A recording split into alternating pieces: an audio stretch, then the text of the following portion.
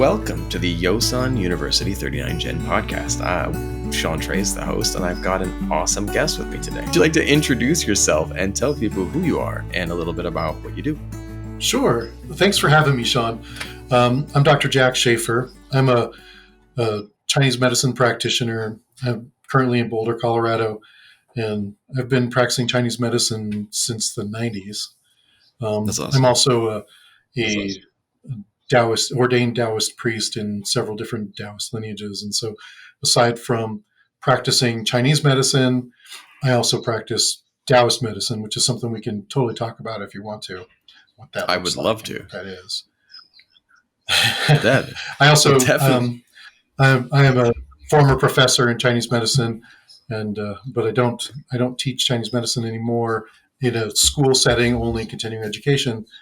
I'm also the co-founder of Parting Clouds Taoist Education, which is an international organization community of Taoist practitioners.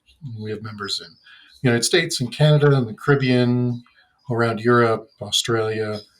And so together with my partner, Josh Painter, we run that organization as well. So that's awesome. That's in a nutshell. Hey, we got what was that? Was that Austin Powers? This is me in a nutshell. I love that. That saying. Well, let's start unpacking some of that. Let's go back to the beginning. How did you get into Chinese medicine? What was your path? How did you find this medicine?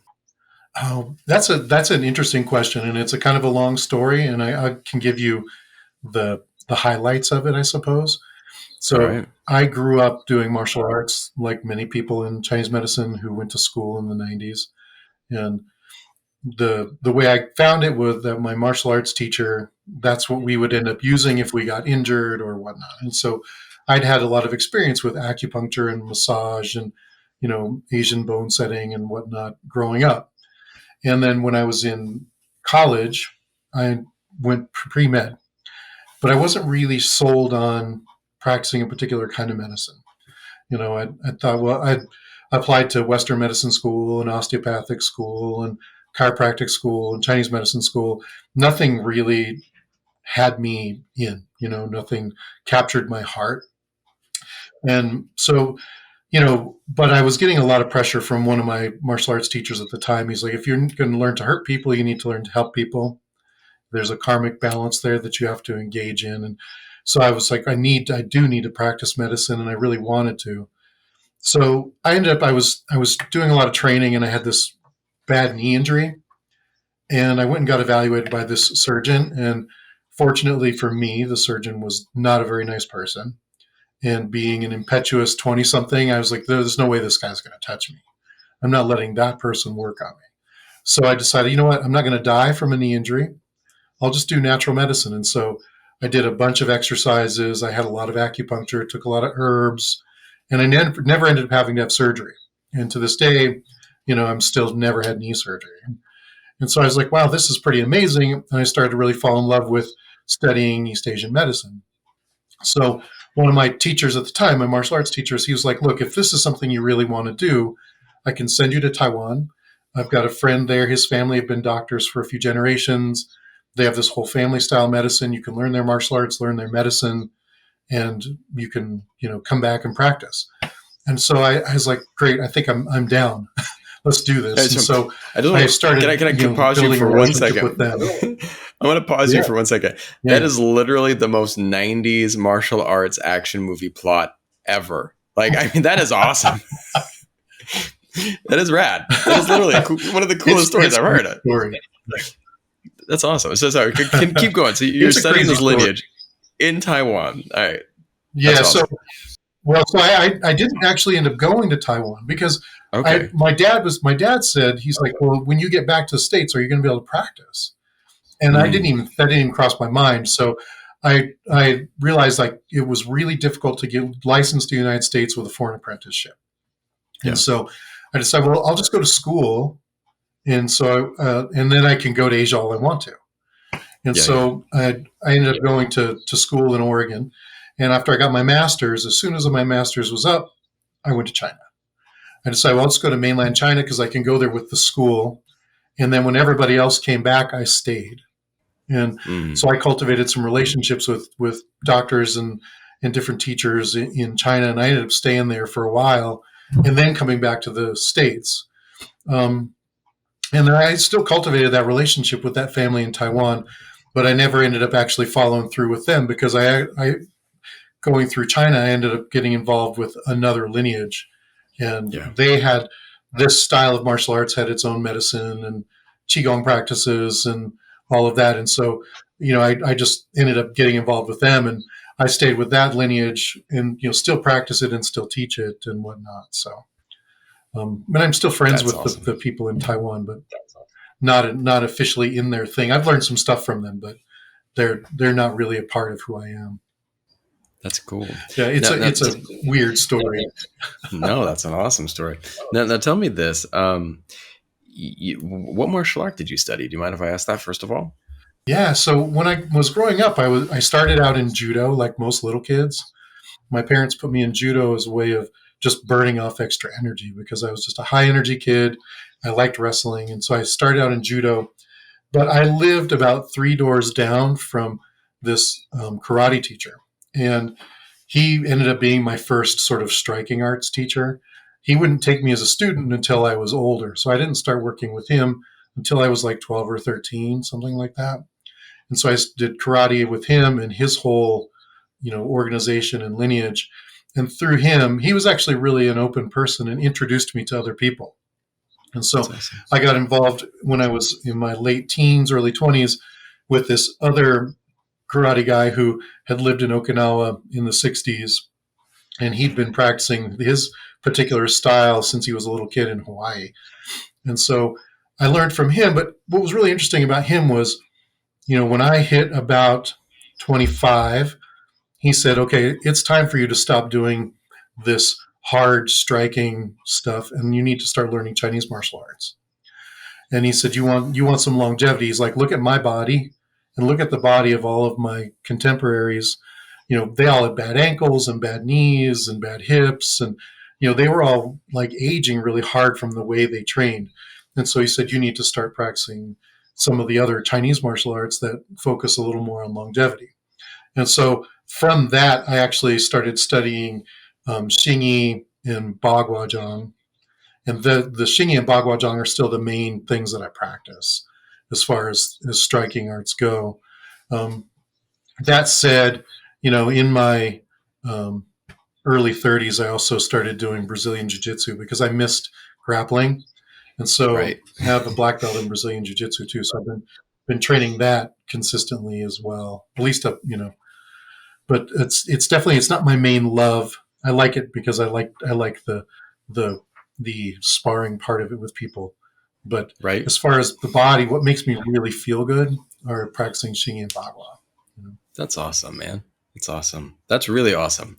Yeah, it's so eclectic. I have a similar background where I got into martial arts when I was a kid, and again, a very similar journey where I started studying Japanese style jiu-jitsu, and my teacher trained in Hawaii, and he was it's Denzen Ryu Jiu-Jitsu, and one of the big programs they have is a massage program. Like half of their program was teaching people body work, and it was, again, if you're breaking people, you better learn how to fix them and put them back together. I mean, people don't understand, because the Japanese style jiu-jitsu is much more nage. It's judo, really at its core. And when you're getting tossed in the air and landing on the mats, people don't realize, especially on a cold day, it hurts, man. And it's like things get out of alignment, and you got to put it back.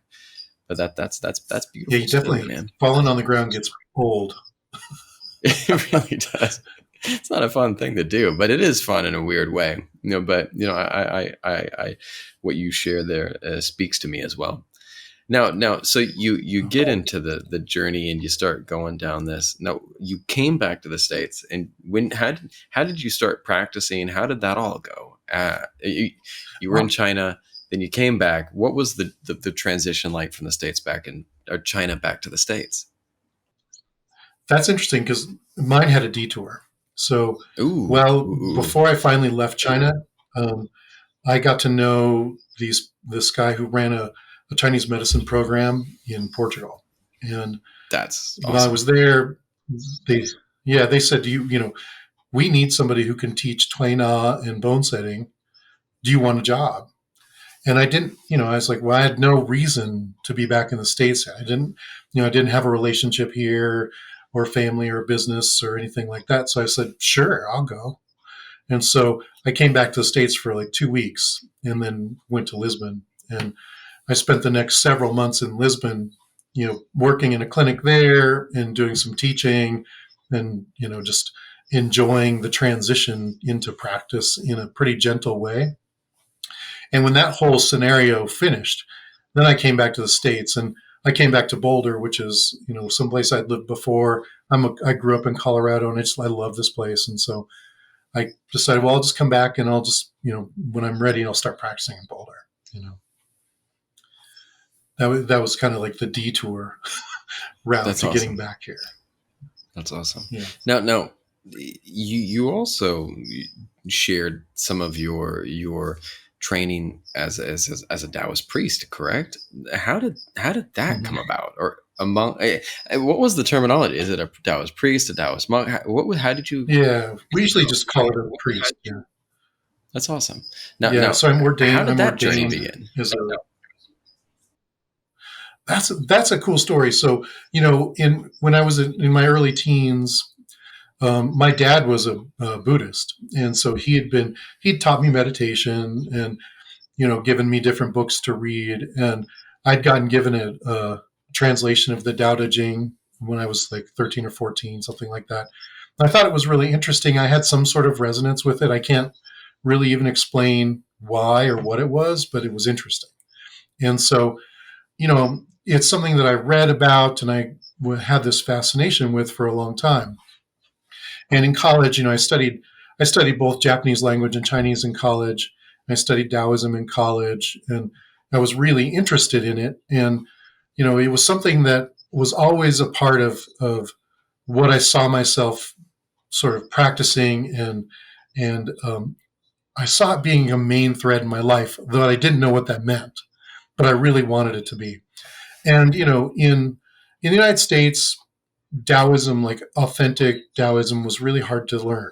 There weren't a lot of people who were teaching it in a really open, authentic way, a lineage-based Taoism. It was mostly people they dabbled or they'd had some teachers, but there wasn't really anything serious. And I'd almost given up on it. I just didn't gotten involved with the Tibetan Buddhist community for a while because I really wanted something, and I was almost resigned myself to there were going to be no good Taoist teachers in the West for me.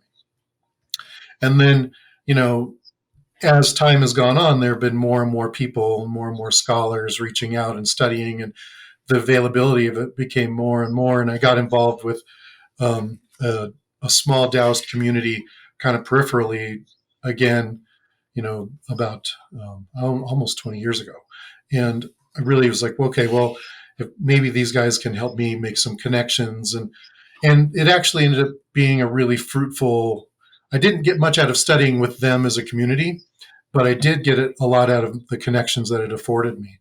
So I met, my partner in Parting Clouds, Josh Painter. We met in that community. I also met another friend who he opened a couple of doors in China for me. I'd been going to China every year. So, I've been there nearly 20 times, I think.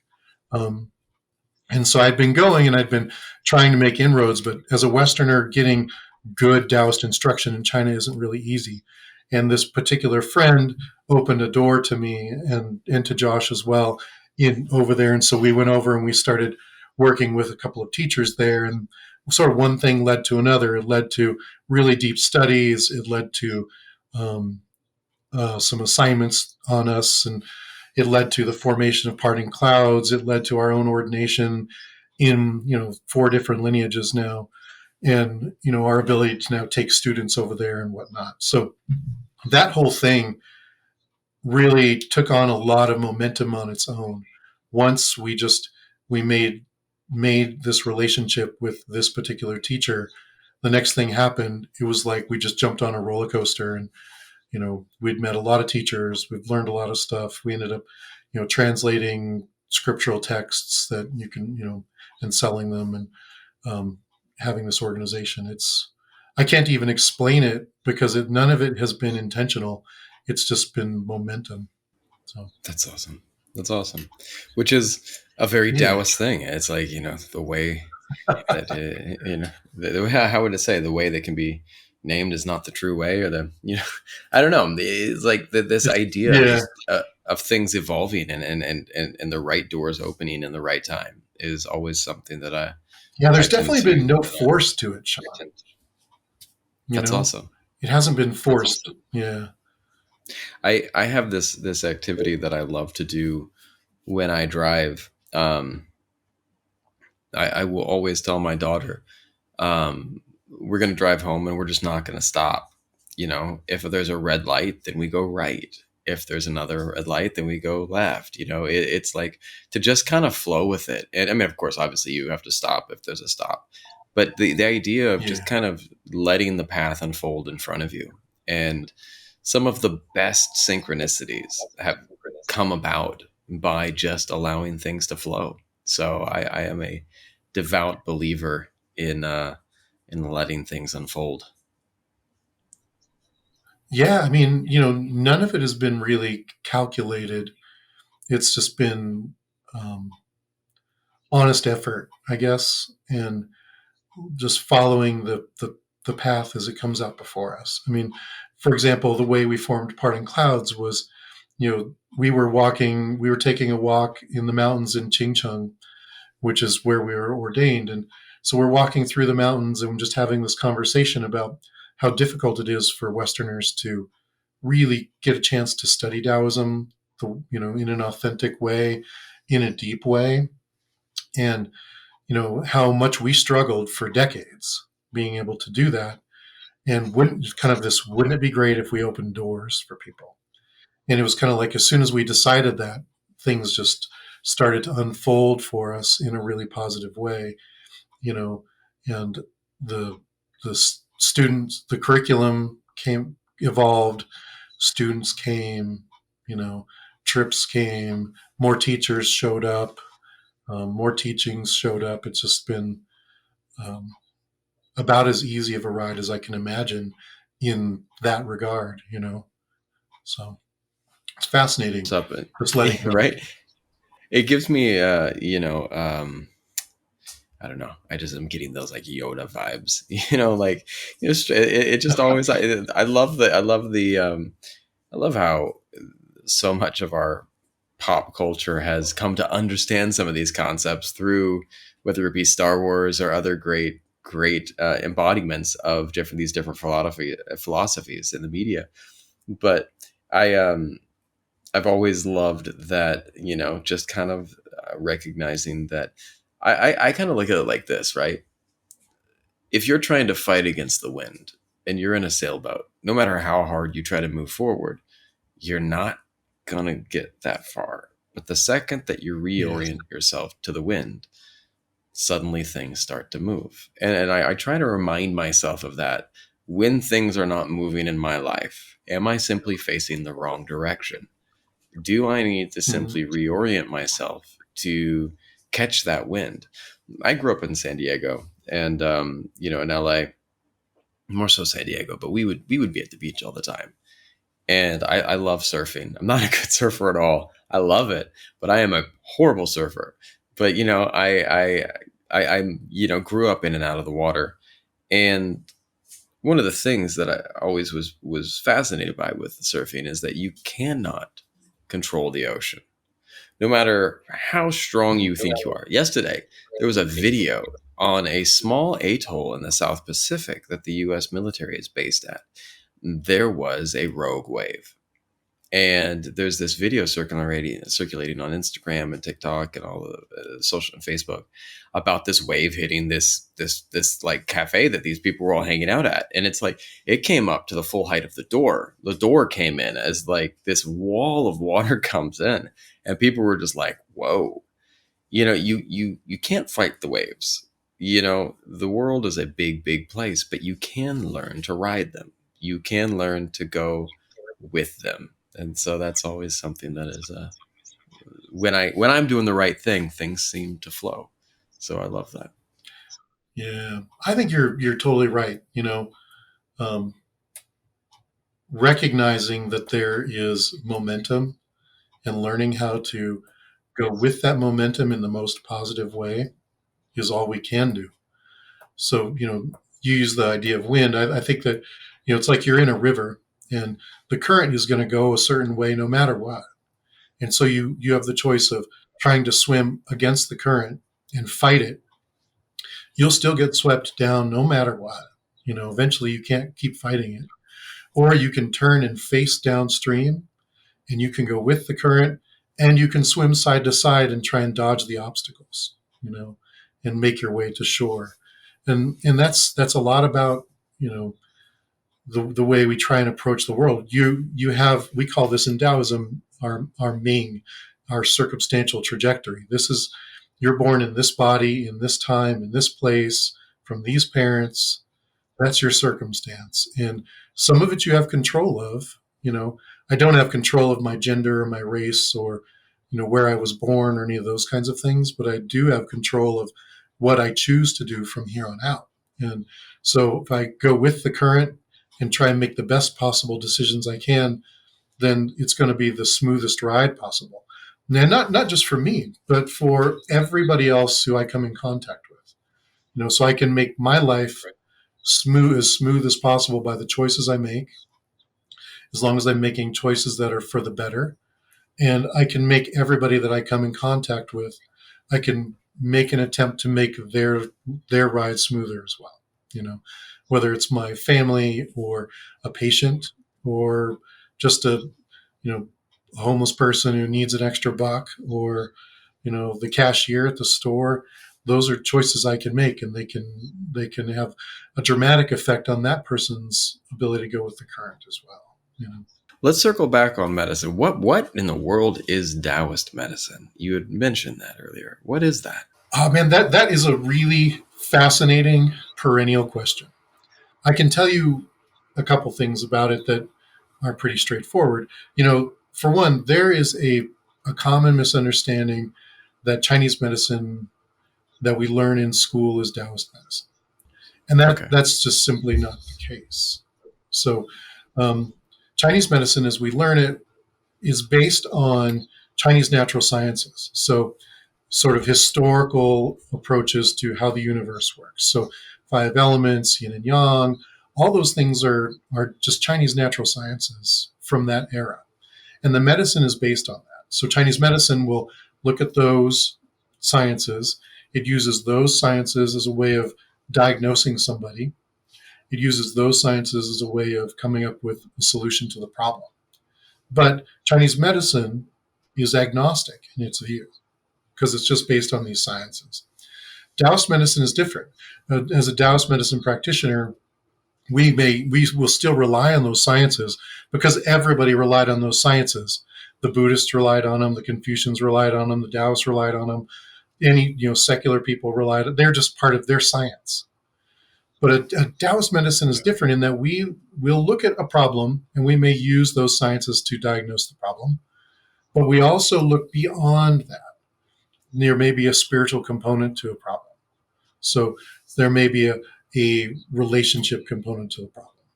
There may be a feng shui component to a problem.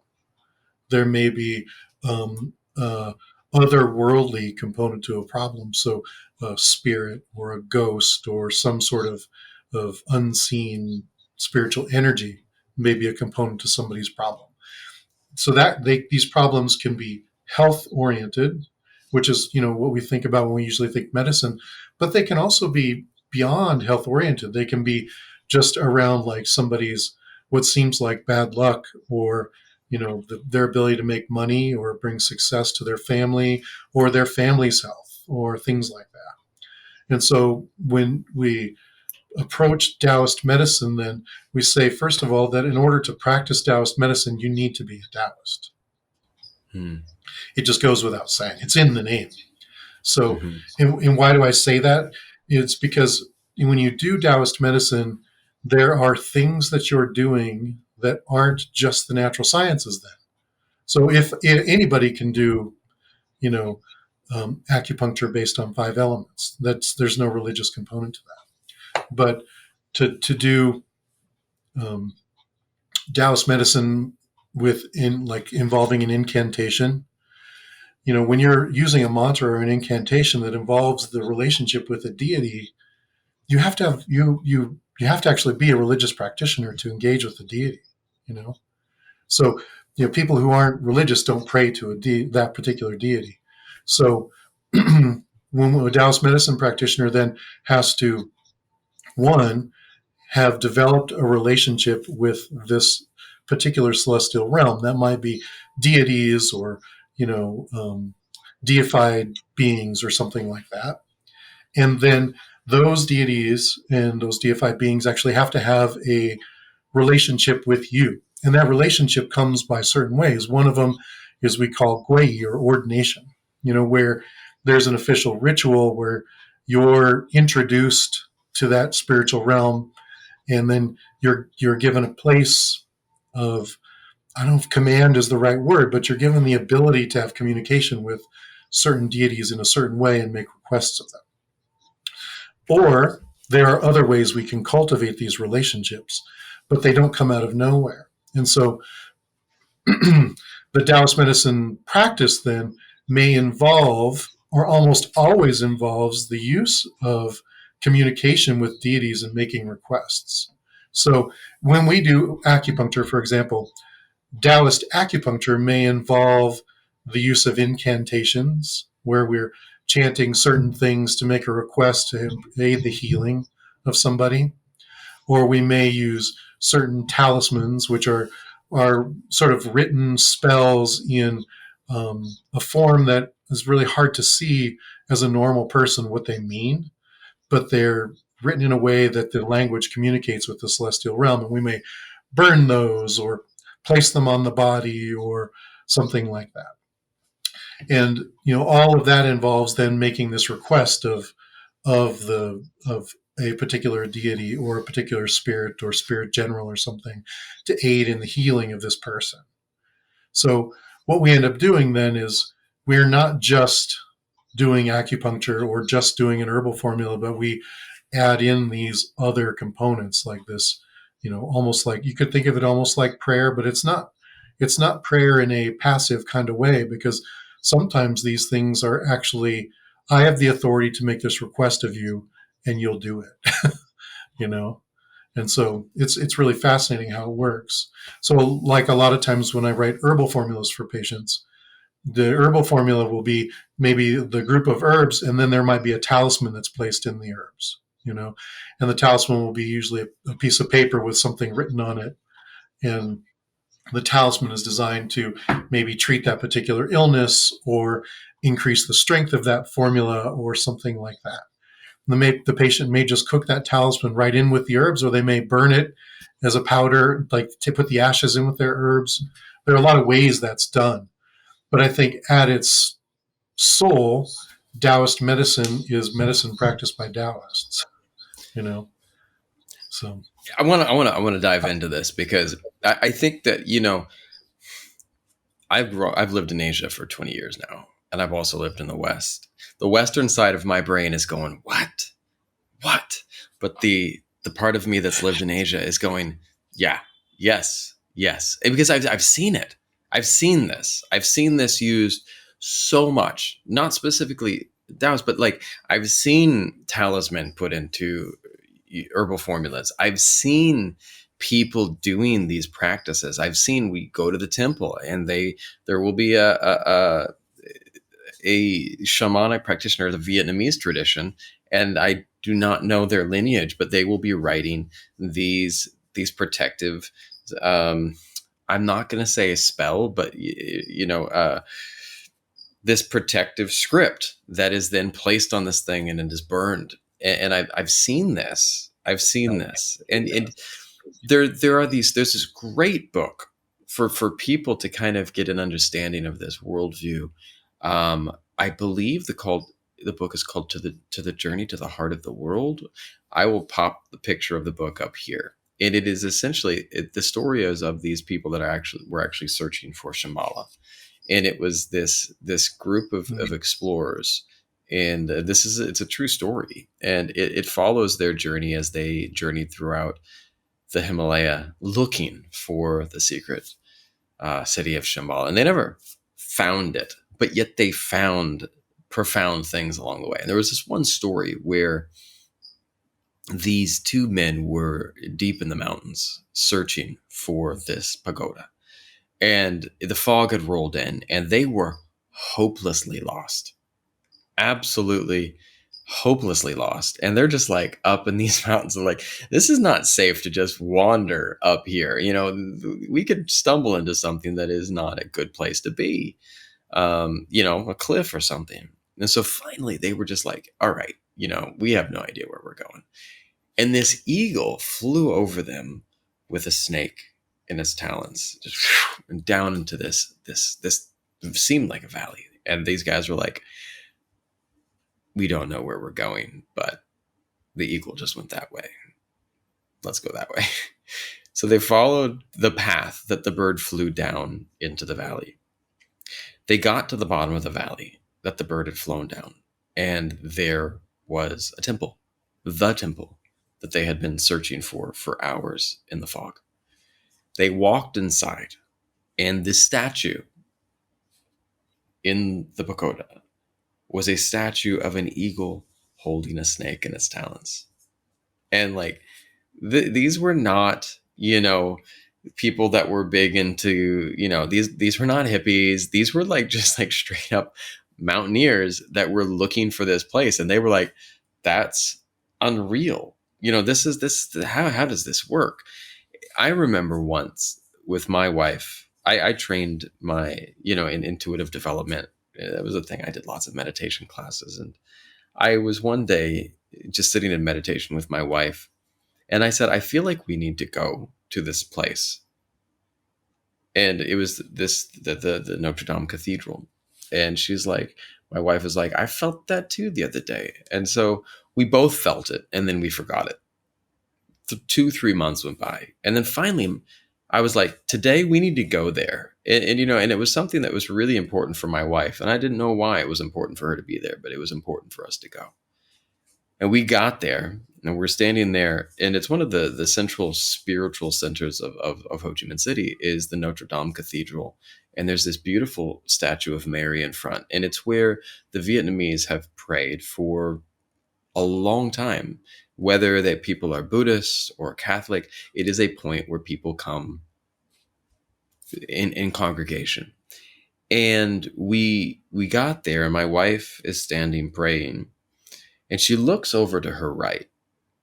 And to her right, about a meter away, 4 feet for you Americans, there stood this iconic singer. This woman that is essentially, for anyone who knows Vietnamese music, her name is Can Le. Can Le, she is essentially every single diva of the last 50 years in the US rolled into one. She is their, goddess of music. And my wife was just blown away because this is one of her idols, and she looks over at her, and she just is like, oh my goodness. She walks up to her and she's like, you're Can Le. This is amazing. I didn't expect to see you here, and she's like, oh, how are you, V? It's so nice to see you. I've been following your career. And she then sat down and told my wife the things that my wife had been doing in the media that she admired. And it was this transformative experience. So when you're talking about this, that part of my brain is going, yes. And then there's the other part, the Western part, that's sitting there going, but does it make sense? Is that logical? And I think sometimes we got to take that and just throw it out the window, man. Sorry, that was my long spiel, but yeah. Yeah.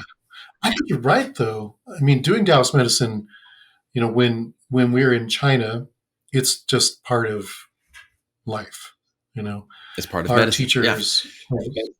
Yeah. I mean, our main exorcistic teacher, for example, when we're at his temple, it's just nonstop. People showing up. Somebody's got an eye problem. Somebody else has this problem. Sometimes they're really small problems. Sometimes they're praying for luck. I mean, it's all day long. He's doing this kind of thing. And in the West, you know, I definitely, like, I do this kind of thing on a weekly basis. Sometimes some of them I do almost every day. And there are a lot of Westerners who are really open to it. And there are a lot that are like, wow, this is too weird for me. You know, I end up consequently doing this for a lot of like Chinese diaspora, so these people who are Taiwanese or Chinese that are now living in the States. And I think, one of the hard parts is you have to accept that there's more magic in the world than maybe we're able to see. We have to accept that, this realm, I keep calling it the celestial realm, this realm where we would say deities and ghosts and all those kinds of things exist. It's not necessarily visible to us, but that doesn't necessarily mean it's not there and it's not doing things. And like you, I've witnessed some wild experiences. Or that we're not interacting with it. Yeah, exactly. I think a lot of times we don't even know.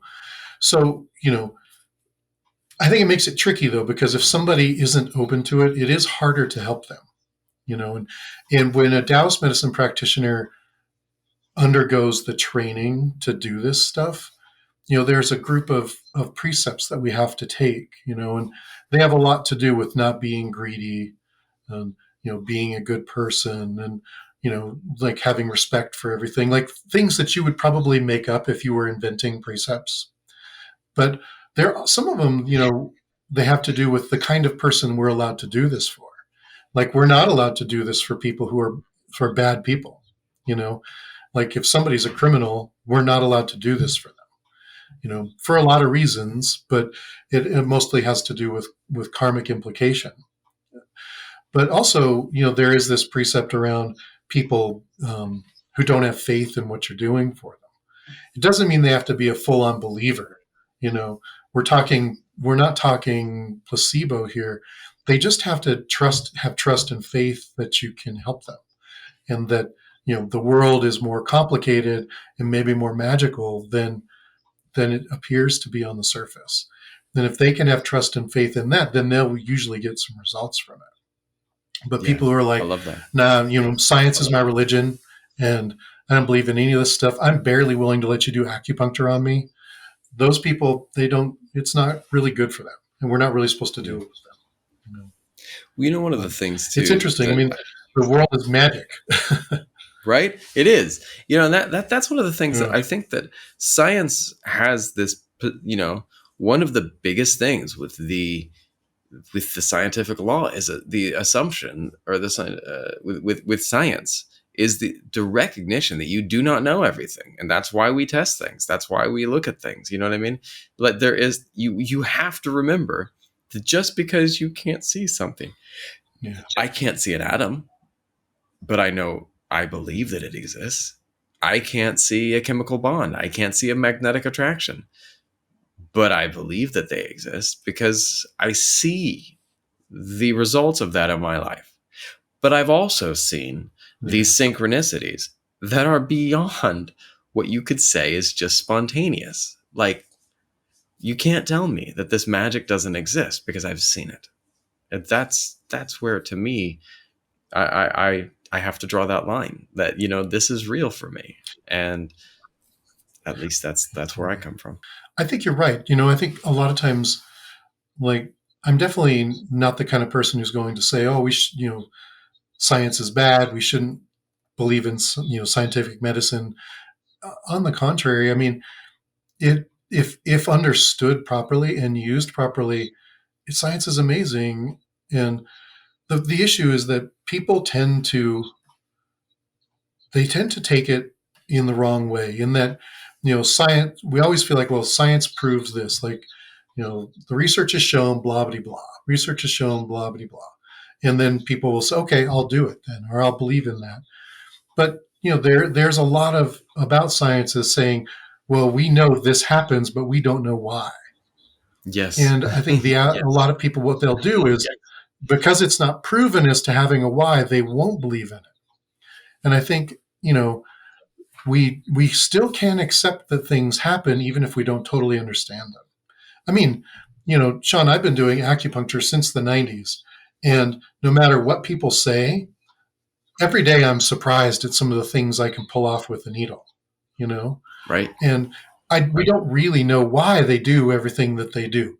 There's some science, and you can write a paper on, acupuncture works on this mechanism, but we know that that's BS. We know it doesn't explain everything that acupuncture does, because acupuncture to release a tight muscle is different than sticking yin tong in somebody and getting them to relax. That's two different functions. We don't totally understand that, but I'm willing to accept that it works, and if I plug into the model, it'll work. And I think there is a lot around the universe and around these, things like Taoist medicine. Why does this particular talisman work? If I have this training, I know the model. I know that I have this ordination. I know I have this cultivation that I've been working on for this long. I know that this talisman will communicate with this deity, and on behalf of this person, if I perform the ritual correctly, they should see some results. All the stuff that goes on underneath, behind the curtain, I don't know about.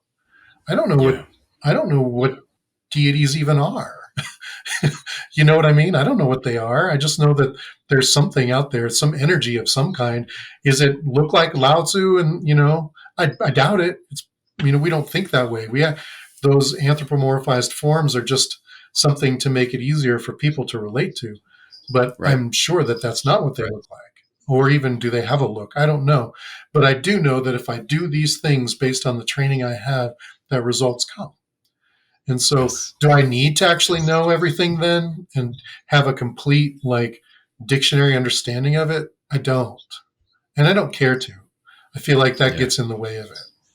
If you were to advise a student that's beginning this journey in this medicine, whether it be Chinese medicine or people that are saying, hey, you know what, I want to find out more about this Taoist medicine, where would you tell people to start? What would you tell them to look at? How would you tell them to proceed?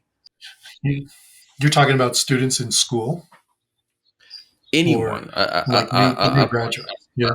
New graduates, or a person going down this path. It could be any stage in their career. Where do they go? Yeah, so Taoist medicine is tricky because in order to be able to get to where you can perform it and understand it, you actually have to spend some time studying Taoism first. So of course I'm going to promote Parting Clouds because that's our organization. But there are other people that do similar things. So I can't speak to what they do, and I won't criticize what anybody else does, but I can say, as far as we're concerned, what people do is they start from the beginning and they start studying Taoism. And so, you have to learn about the cosmology and the tenets and what it's like to actually live the tradition. As you start to live the tradition and practice it, then you can start to learn the cultivations and the medicine methods, because those are all built on the tradition of being a practicing Taoist. So at Parting Clouds, what we do is in order to study the medicine, we have basically a 2 years of Taoist studies that are really in depth, where they learn scripture and they learn cosmology and they learn cultivations. And, we teach early Taoist medicine in there, but that's not the crux of it, because a lot of people don't want to be Taoist medical practitioners. They just want to be Taoists. But at a certain point then, for us, the curriculum culminates in Taoist medicine. So some people will just continue just being practicing Taoists, which is great. They'll do their scriptures and their meditations and their, Taoist lifestyle stuff. And some people really want to learn the medicine. And so at that point, we start teaching the medicine, which includes rituals and talismans and all of that stuff. But in order to do those things, you actually have to be Taoist. In order to be Taoist, you have to spend time understanding and learning it. Now, whether that's, with us or anybody else, that's regardless of the point. But, you have to engage in like the basics of being Taoist. And some of those things are, they're not overly complicated. There's a tendency to want to make it really hard. But if we think of one, you have to be willing to follow precepts. And as a priest, our precepts, we have more precepts than lay people. But you could just say follow like Lao Tzu's three basically treasures, he calls them, which are humility, frugality, and I'm forgetting the other one. But the idea is that you can be, you practice with, you live and practice with humility, you live and practice frugality. You basically get up every day with the commitment of, I'm going to be a good person today. That's a massive part of being Taoist, because we don't want to create more suffering in the world. So we want to help other people. So you just maybe even just live by the precept of, I'm just going to just try and be a good person and make good decisions. Then we also spend time, you have to spend some time in interrogating your own mind, and so that really can be built around meditation, for example, where you're just sitting there and examining your thoughts. Like, what kinds of things do I think when I'm trying to meditate? I'm really mad at my neighbor. I can't stand this person, or I have road rage every time I drive, or I'm really lonely. But in interrogating our own mind and looking at our mostly desire and anger, and interrogating that, interrogating the sources, and interrogating like how much that our sources of those emotions are built on illusions, this illusion of the world that we have created. And so if we can interrogate those things, then we can start to also eradicate them. And if we can eradicate them, then we can become more in alignment with Tao. So one of the ways we think of Tao is, Livia Cohn has this great definition of Tao. She calls it cosmic goodness.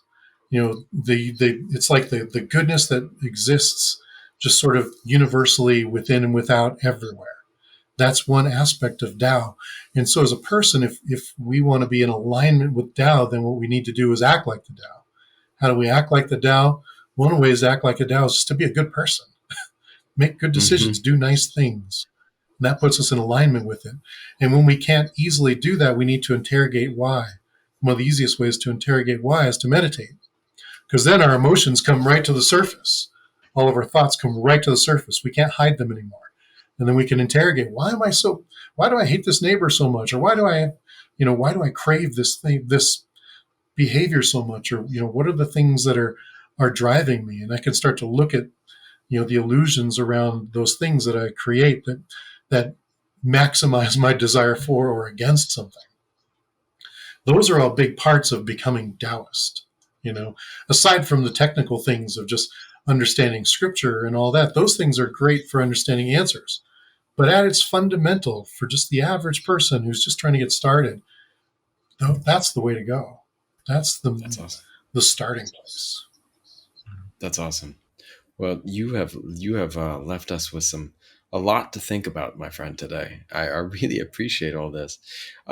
If you could go back and give yourself one piece of advice and go back in time, do a younger version of yourself, what advice would you give yourself? I think, and I would say this because I skirted away from your question a little bit, but I would give myself this advice too, would be, when you are getting started as a healthcare practitioner, if you're getting started and you want to learn Taoism, you want to have a clinic, I would say be courageous. I love that. Don't be cavalier, but be courageous. Just don't hold yourself back. So many times I think like there's a fear of not being good enough, especially when we first start. There's so many acupuncturists now. It's really easy to be like, well, I'm just little me. I'm brand new.